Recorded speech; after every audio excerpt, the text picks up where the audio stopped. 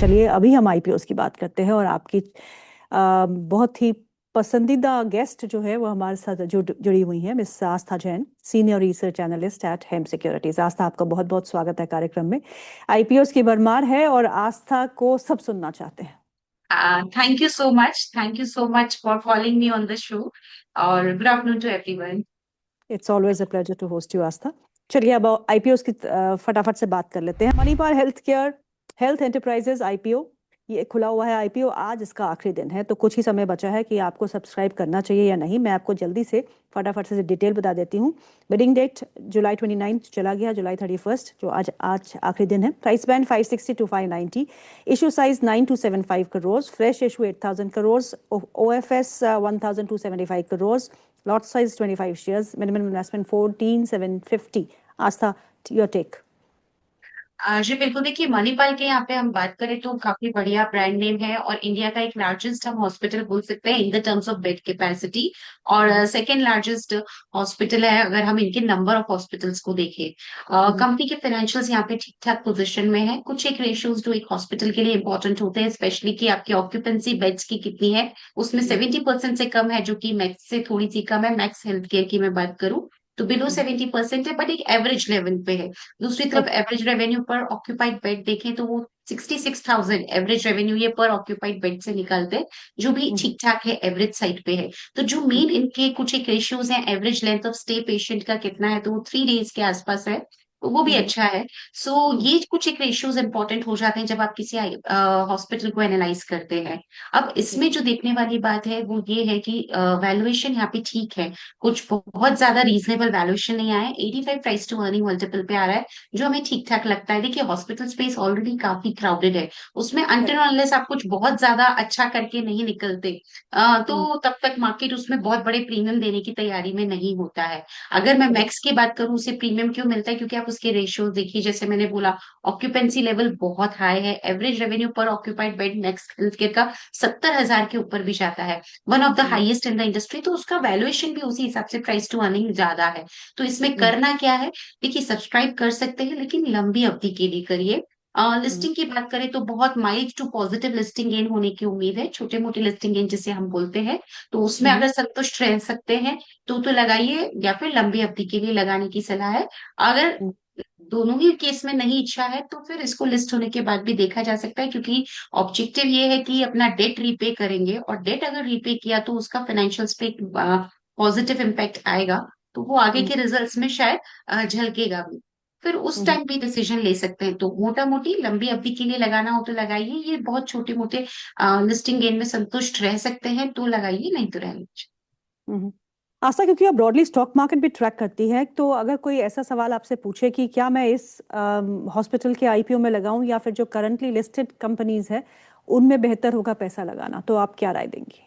देखिए currently listed space भी अभी काफी अट्रैक्टिव लगती है, उसमें नारायण विद्यालय जैसे हमने पहले भी चर्चा की हुई थी दूसरे प्लेटफॉर्म पे, वो काउंटर अच्छा लगता है। तो अब हॉस्पिटल स्पेस में जो मेन देखने वाली बात हो गई है वो वैल्यूएशन हो गए हैं, क्योंकि ये स्पेस ऑलरेडी इतना प्रीमियम ऑलरेडी गार्नर कर चुकी है मार्केट में। तो जहां पे भी वैल्यूएशन वाइज थोड़ा कंफर्ट आता है, वहां पे मुझे लगता है कि एक इन्वेस्टमेंट किया जा सकता है। बाकी मेरे हिसाब से ये स्पेस में ऑलरेडी काफी अच्छा जंप हम दिख चुके हैं stock market point of view से। और फाइनेंशियल्स कैसे हैं मणिपाल हेल्थ के? फाइनेंशियल्स यहाँ पे ठीक है, जैसा मैंने पहले भी डिस्कस किया, फाइनेंशियल परफॉर्मेंस यहाँ पे मुझे ठीक लगी, ऑन एन एवरेज साइड से थोड़ा सा बेटर ही है। लेकिन वैल्यूएशन में थोड़ा सा और अगर ये डिस्काउंट छोड़ते ऑन टेबल तो एक बड़ा लिस्टिंग गेन होने की भी उम्मीद की जा सकती थी, क्योंकि ब्रांड इनका काफी ज्यादा मजबूत है ये, और ये इंडिया के लीडिंग कुछ मेट्रोस में काम करते हैं, जिसमें बैंगलोर पुणे भी आता है। तो वो भी काफी अच्छा है। लेकिन मेरे हिसाब से थोड़ा सा वैल्यूएशन के लेके अगर और यहाँ पे अच्छी वैल्यूएशन रहती तो एक बड़े लिस्टिंग गेन होने की भी उम्मीद की जा सकती थी। इसीलिए हमारी राय है छोटा मोटा माइल्ड पॉजिटिव लिस्टिंग गेन, या फिर लंबी अवधि के लिए इच्छा रखते हो तो लगाए। चलिए अगले आईपीओ पर चलते हैं, और अगला आईपीओ जो है वो है जूनिपर ग्रीन एनर्जी आईपीओ। और जहाँ पे भी ग्रीन लगता है और एनर्जी लगता है वो आजकल बड़े डिमांड में होते हैं। सो बिडिंग डेट जुलाई 30 से अगस्त 3 2026 तक खुला रहेगा। प्राइस बैंड है 214 rupees to 225 rupees. Issue size 1800 crore, fresh issue है बिल्कुल 1800 करोड़ का। और लॉट साइज जो है वो 66 शेयर्स का है। और मिनिमम इन्वेस्टमेंट लगभग सबकी बराबरी होती है, 14,850 के आसपास की है। बट क्योंकि एनर्जी से जुड़ा हुआ स्टॉक है और रिन्यूएबल एनर्जी में है तो काफ़ी डिमांड में हो सकता है। आपकी क्या राय है इसमें आस्था? जी बिल्कुल, देखिए जुनिपर ग्रीन की बात करें तो solar power projects, wind power projects, hybrid projects, ये सब ये काम में है। देखिए तो रिन्यूएबल एनर्जी के जो थीम है वो काफी मजबूत है, क्योंकि इनकी जो कैपेसिटी है वो बहुत स्ट्रांग है। कंपनी का सबसे बड़ा पॉजिटिव ये है कि इनकी रिन्यूएबल कैपेसिटी काफी बड़ी है। 7,910 मेगावाट की इनकी टोटल पोर्टफोलियो की कैपेसिटी है।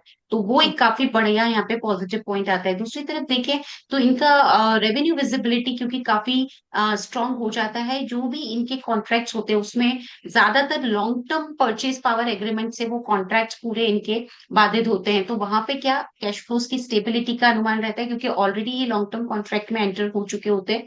तो विजिबिलिटी रहती है, रेवेन्यू भी आते रहेंगे, कैश फ्लोज भी अच्छे रहेंगे। तो वो भी एक यहाँ पे मजबूत पॉइंट है। तो मेरे हिसाब से ये एक ठीक ठाक काउंटर है, क्योंकि इस स्पेस में अब काफी काफी प्लेयर्स उतर चुके हैं, इसलिए बहुत बड़ा निश इसमें इतना कुछ है नहीं। लेकिन फिर भी जो इनकी पाइपलाइन है वो काफी ज्यादा स्ट्रांग है, रेवेन्यू विजिबिलिटी यहाँ पे अच्छी लग रही है। इसलिए हमारी सलाह रहेगी कि यहाँ पे लगाएं। लेकिन यही अगेन बहुत बड़े लिस्टिंग गेन की उम्मीद ना करें, लिमिटेड लिस्टिंग गेन और लंबी अवधि के लिए लगाने की सलाह है जी। और फाइनेंशियल्स कैसे है इस कंपनी के? फाइनेंशियल परफॉर्मेंस भी मुझे यहाँ पे अच्छी लगी। जिस तरह की फाइनेंशियल परफॉर्मेंस है वो एक डिसेंट फाइनेंशियल परफॉर्मेंस के तौर पे ही गिनी जाएगी। तो वो भी ठीक ठाक है। और वैल्यूएशंस की भी अगर हम बात करें जुनिपर में, तो वैल्यूएशंस भी मुझे यहाँ पे ठीक लगे, क्योंकि ये जो प्राइस टू अर्निंग मल्टीपल पे आ रहे हैं थोड़े से ज्यादा है। लेकिन इस कंपनीज का वैल्यूएशन हम प्राइस टू अर्निंग पे नहीं करते, इन्हें हमें ईवी बाय एबिटा के रेशियोज पे आकलन करना होता है। तो उस हिसाब से इन्होंने ठीक ठाक वैल्यूएशन करे हैं, क्योंकि इनके पेयर जो है एनटीपीसी ग्रीन या अडानी, तो उनसे ईवी बाय एबिटा मल्टीपल पे ये ठीक ठाक वैल्यूएशन पे है। उसी हिसाब से हमारा यहाँ पे सलाह है कि लिस्टिंग गेन की होने की उम्मीद है, लेकिन लिमिटेड लिस्टिंग गेन और लंबी अवधि के लिए। ओके, चलिए तीसरा आईपीओ की बात करते हैं। एमवी इलेक्ट्रो सिस्टम आईपीओ है। ये बिडिंग डेट जुलाई 30 को खुला था, अगस्त 3 तक खुला रहेगा। और प्राइस बैंड है 400 rupees to 425 rupees. Issue size बहुत छोटा है, 290 करोड़ का, और फ्रेश इशू ही है। और लॉट साइज 34 शेयर्स का है। 14,450 is the minimum investment that you have to make. इसके बारे में आपकी क्या राय है, एमवी इलेक्ट्रो सिस्टम्स? देखिए ये तो अगर फर्स्ट प्राइमा बेसिस में देखेंगे तो फाइनेंशियल्स आपको अच्छे नहीं लगेंगे, क्योंकि लॉसेस में ये कंपनी है। दूसरी करेक्ट। तरफ देखें तो इनकी जो ग्रोथ है रेवेन्यू में वो भी स्ट्रांग नहीं है। सीएजीआर ग्रोथ बिल्कुल भी अच्छी नहीं है। लेकिन फिर भी इसका अट्रैक्शन जो है वो इसका बिजनेस मॉडल है, क्योंकि ये क्या बनाते हैं, ये रेलवेज प्रोपल्शन सिस्टम बनाते हैं, कंट्रोल सिस्टम बनाते हैं। ये हाईली टेक्निकल सिस्टम है, हर कोई नहीं बना सकते। जैसे आप मानिए कि एक रेलवे का पूरा इलेक्ट्रिक ट्रेन का ब्रेन ये लोग बना रहे हैं, इस तरह के ये सिस्टम्स होते हैं, क्योंकि ये प्रोपल्शन सिस्टम पूरे रेलवे के मूवमेंट को कंट्रोल करते हैं। जो पावर कंट्रोल है वो रेलवे की स्पीड को कंट्रोल करता है। तो जो इनके प्रोडक्ट है वो एक नॉर्मल ये railway supplier product supplier company नहीं है, ये टेक्नोलॉजी बेस्ड प्रोडक्ट्स बनाते हैं। तो यहीं पे इनका निश आ जाता है। दूसरी तरफ देखिए तो ये जो इंडस्ट्री है इसमें एंट्री बैरियर बहुत ज्यादा है, क्योंकि ये जो काम कर रहे हैं ये काफी टेक्निकल काम है, हर कोई इसको करने में सक्षम नहीं हो पाता तुरंत से। तो इनका बिजनेस मॉडल काफी अट्रैक्टिव है। दूसरी तरफ देखिए तो जिस तरह से हम जानते हैं कि इंडिया में आने वाले टाइम में हाई स्पीड रेलवेज की डिमांड होने ही वाली है, लोकोमोटिव्स डिमांड बढ़ने ही वाली है। तो इनका जो काम है वो काफी यहाँ पे चलने वाला है। और वो इस बात से भी हमें समझ में आता है कि इनकी ऑर्डर बुक अभी twice of what revenue they are earning for FY 26, उसकी 2x तो ऑलरेडी ऑर्डर बुक है। तो ऑर्डर पाइपलाइन इनकी काफी स्ट्रॉन्ग है। ऑल दो फाइनेंशियल्स इतनी अच्छी पोजीशन में नहीं है, तो प्राइमा फेसी देखने में लगेगा लॉस मेकिंग कंपनी है। लेकिन अगर इसके बिजनेस मॉडल को आप डिटेल में समझेंगे तो वो एक काफी अट्रैक्टिव यहाँ पे बिजनेस मॉडल लगता है। और मुझे लगता है ये स्पेस वैसे भी काफी ज्यादा प्रीमियम गार्नर करती है, जो डिफेंस की स्पेस है या रेलवे की स्पेस है। तो उस वजह से मैं यहाँ पे बिल्कुल सब्सक्राइब करने की यहाँ पे रेटिंग दे रही हूँ, लगाइए। लिस्टिंग गेन होने की भी उम्मीद है, और लंबी अवधि में रखेंगे तो भी यहाँ पे अच्छे रिटर्न्स मिलने चाहिए। हालांकि इशू साइज बहुत छोटा है, लेकिन ये जो जितना भी गार्नर करेंगे आईपीओ से, इनका ऑब्जेक्टिव क्या है, कहाँ पे पैसा लगाने वाले हैं? क्या डेट रिपेमेंट के लिए है या फिर एक्सपेंशन के लिए है? जी, बिल्कुल। देखिए, एक और चीज़ मैं इसमें हाइलाइट करना भूल गई, वो ये हम्म, है कि ये R&D बेस्ड कंपनी है। तो ये R&D में भी यूज़ करेंगे और जहाँ पे भी R&D आता है, तो वहाँ आपके प्रोडक्ट अपने आप ऑटोमैटिकली एक निश कैटेगरी के प्रोडक्ट बन जाते हैं क्योंकि कंपनी उसमें पूरा रिसर्च करके करती है। तो ये हम्म, अपने कुछ वर्किंग कैपिटल रिक्वायरमेंट्स को फुलफिल करने के लिए ये लोग डेट माफ़ कीजिएगा, वर्किंग कैपिटल रिक्वायरमेंट को फुलफिल करने के लिए ये लोग पैसा उठा रहे हैं और कुछ हम्म, पैसा ये लोग इन्वेस्ट करेंगे इनकी R&D में और वो यहाँ पे काम में आएगी जो भी ये नए पावर इलेक्ट्रॉनिक इक्विपमेंट बनाएंगे हम्म, उसमें। तो ये हम्म, काफी बढ़िया इनका टोटल फ्रेश इश्यू है और ये बहुत अच्छे काम में यूटिलाइज होंगे आईपीओ प्रोसीड्स, तो उससे भी आगे की ग्रोथ विजिबिलिटी काफी स्ट्रांग हो जाएगी। हम्म, इसीलिए हमारा थोड़ा कन्विक्शन इस आईपीओ पे आ रहा है, ऑल्दो नोइंग द फैक्ट की लॉस मेकिंग कंपनी है, ग्रोथ का इश्यू है, वो जिस तरह का बिजनेस है, जिस तरह की ऑर्डर बुक है और जिस तरह का यूटिलाइजेशन ऑफ फंड्स होगा, वो डेफिनेटली कंपनी को हेल्प करेगा एक हम्म, अच्छी फाइनेंशियल परफॉर्मेंस दिखाने में गोइंग फॉरवर्ड। हम्म। क्योंकि ये निश मैन्युफैक्चरिंग में है आस्था, तो एक्सपोर्ट का मार्केट भी इनके लिए खुला ही होगा, राइट? जी बिल्कुल, एक्सपोर्ट्स का भी यहाँ पे खुला रहता है, लेकिन मुझे लगता है कि इंडिया में इटसेल्फ ही अच्छी खासी अभी करेक्ट। तो डिमांड है और वहां पे भी बिल्कुल इनके जो प्रोडक्ट्स हैं बड़े आराम से यूज में आ रहे हैं जी।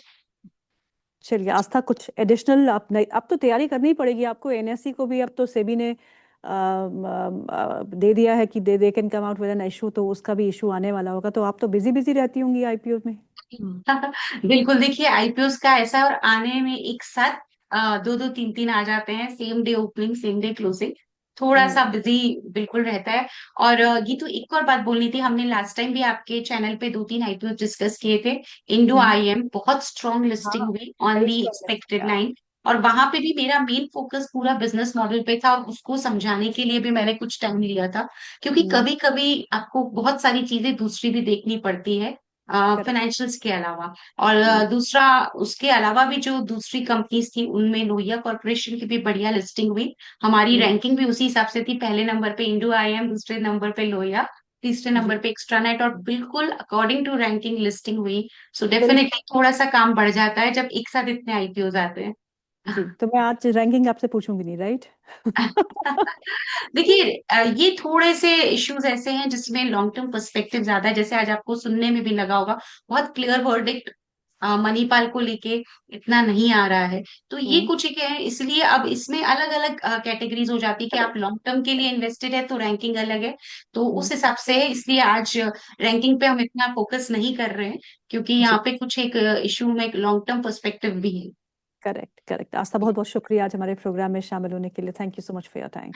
Thank you so much for calling me on this. Thank you so much. Thank चलिए, यू। प्रोग्राम को यही समाप्त करते हैं आज। खिंच गया प्रोग्राम, 12 से 12:45 के आसपास तक हमने डिस्कस किया, आईपीओ मार्केट डिस्कस किया, जो आईपीओ खुले हैं उसमें आप आस्था को जो भी राय दी है उसको सुन के आप सब्सक्राइब कर सकते हैं, या फिर जो भी आपका मन बने आईपीओस को लेके। और साथ में ही अंशुल जैन ने की आपको राय दी है कि कौन से स्टॉक्स में आपको इन्वेस्ट करना चाहिए। तो अब प्रोग्राम को यही समाप्त करते हैं। 1 बजे आपसे फिर मुलाकात करेंगे, जहां आपके सवालों के जवाब लेके हम हाजिर होंगे। So I will be back at 1 PM। Thank you so much for being with us.